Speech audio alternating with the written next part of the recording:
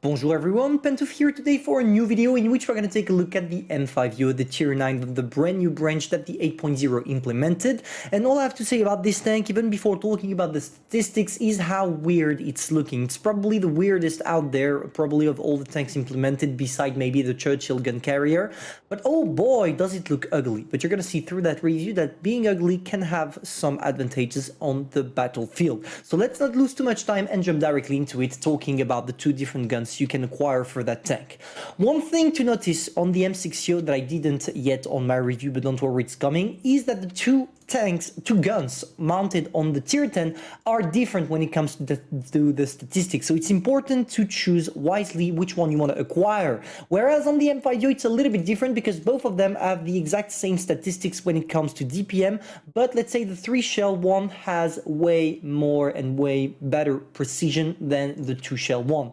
But if you have the choice, in my opinion, you should definitely get the 120mm, and this is the one the review is going to be based on, because this thing right there for nearly 3 seconds more reload will allow you to get quite a good bursting ability. 1.7 seconds between shells, only 2 shells, so in 1.7 seconds you will inflict 900 damage. The dispersion is average, so nothing to worry about. The average penetration is good, the average damage is excellent, featuring 450, and the gun turn limit is 8 degrees, which is enough for you to be really versatile on pretty much every single terrain the game has to offer.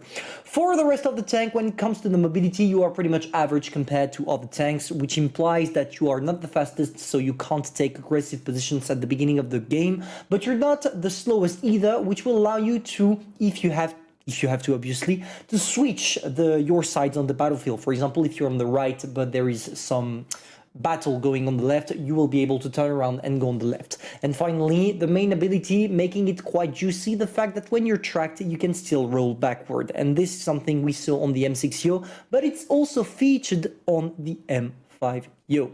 For the equipments, guys, it's simple. I first go for calibrated shell because ventilation is pretty much useless. And here, at least, I'll be sure not to miss any single one of my shells because 20 seconds is really long for a reload.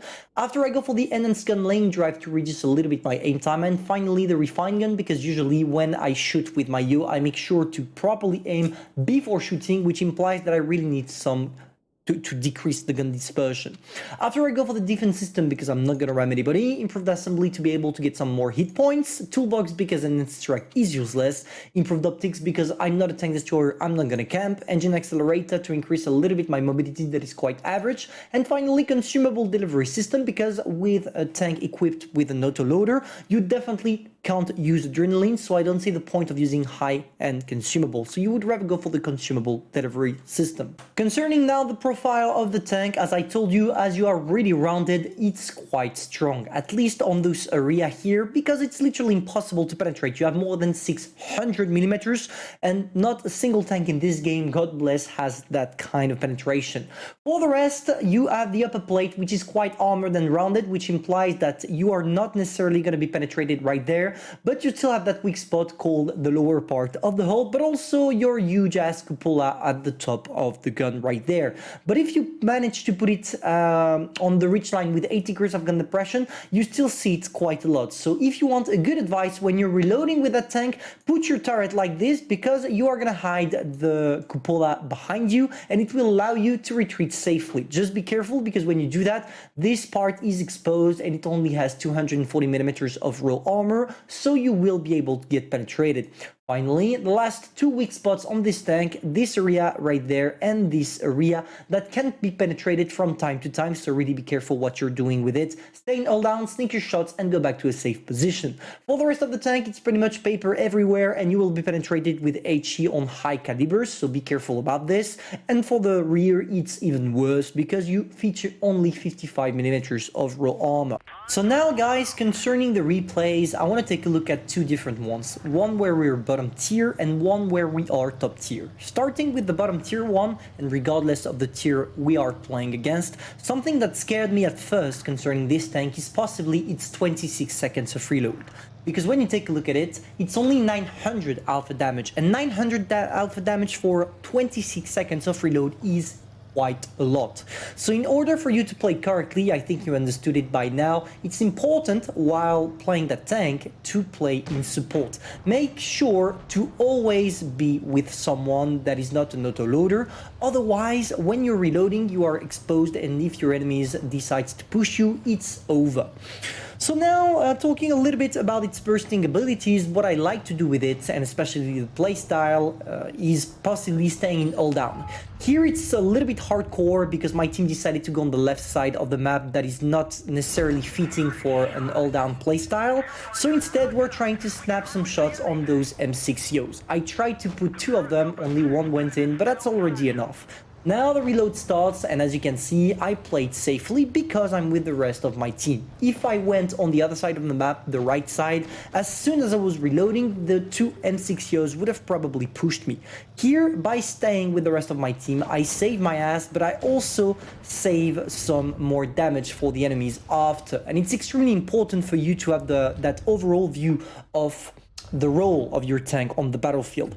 And something that is really insane about the 2-shell autoloader is its bursting abilities. Just take a look at how we just destroyed the T-54E1 without him realizing what was shooting at him. Sorry. So now, once again, we go for a reload. And there is something a little bit boring about this tank, at least in my opinion. 2 shells clip is really funny, but your fun is focused or concentrated into 1.7 seconds that are right there. Here, for example, I shot my 2 shells at the SU and I had fun, and now it's a long ass boring 26 seconds of waiting in the back like this. Like, oh gosh, please reload. And you see, this is what makes me not like this tank. 26 seconds of reload is way too much, even 22 seconds, because if you're using the 3-shell one, you are gonna have 22 seconds of reload. But it's way too much anyway, and I hope Wargaming will maybe change that a little bit, even if I don't think they will, because after all, the tank seems to be balanced in its current state. But it's not a fun tank to play. I feel like if you grinded the whole line with free experience and you stopped at tier 9 due to the lack of free experience that would allow you to unlock the tier 10, you are gonna suffer a little bit with it. And I know it's gonna be an unpopular opinion because a lot of players are telling me in my Discord server and in DMs that they are loving this tank. It's not my case, and I probably don't think that I will like it one day, but hey, at least it's not the worst tier 9 ever. Now, talking a little bit about the graphics, and I'll do a video on that, but just take a look at that sexy beast, how the highlights are rendering, how the metal of the tank is rendering, how the dirt is rendering, everything. This is just sexy. And Wargaming on this one, you truly outpassed yourself, and yeah, we saw it, so thank you for this. Now guys, let's take a look at the second replay. Here we are top tier, and it's gonna change a little bit our way of playing. Still, regardless of the tier we're playing against, as I told you, you need to play in support. So we're gonna try to find a position from which we can hold down, and while escaping when we are reloading, be sure that in the back we have some teammates to support us to avoid the enemies being able to push us when we are reloading. And that's why naturally I go to the middle of the map next to the windmill, because from that position I'll be able to burst all my shells and go back to a safe position. And this is where everything makes sense about this tank. Just take a look at this. 30 seconds into the game, and we already managed to do nearly, or even more, a little bit more than 800 damage. And now we reload, and when we're reloading we are exposed. Look at the Yoh that really wants to get a shot on us. We trying to hide, and hopefully we made it. We have support, we have our teammates with us, and it's what helps us, and this is why I can allow myself to play aggressively from time to time. So there we go, we sneak a shot on the E50, and we derp a second one that allowed us to destroy his hammer rack, featuring nearly 1.6k damage. Something I forgot to mention about the 120mm gun instead of the 105, why you should play with the 120mm. This one has way more module damage, which implies that if you shoot at the rack with your first shell and you shoot at the rack a second time with your second shell, you have a high chance of ammo racking your opponents, which can be quite juicy, as you saw on the 50, especially when they are still full life or they have more hit points than what your alpha damage could possibly left of them. So there we go, we are sticking to that position and we don't need to play much more aggressively. We have the rest of the team occupying the enemies, and as we are reloading, I'm trying to push the Emil. He only has 4 hit points and I'm thinking, yeah, I'm gonna kill that guy by ramming, but unfortunately he understood and killed himself, or got killed before I managed to ram him. Now it's not a problem, there is still Tiger 2, KV5 and Yo. I'm not gonna bother with the Tiger 2 because I was thinking, hey, what would happen if I sneak 2 HE shells straight into the Yo? But the guy knew what I was doing, so instead he tried to run away, which resulted in me being able only to shoot at AP. But 936 alpha damage still, which is quite good. And now let's go back to a reload time. This is boring. This is really boring and doesn't make me want to play that tank too much, to be fair. And I like the fact that Wargaming on the tier 10 did something a little bit different and made it better in a way that allows you not to get bored while reloading, especially with the 3 shells autoloader.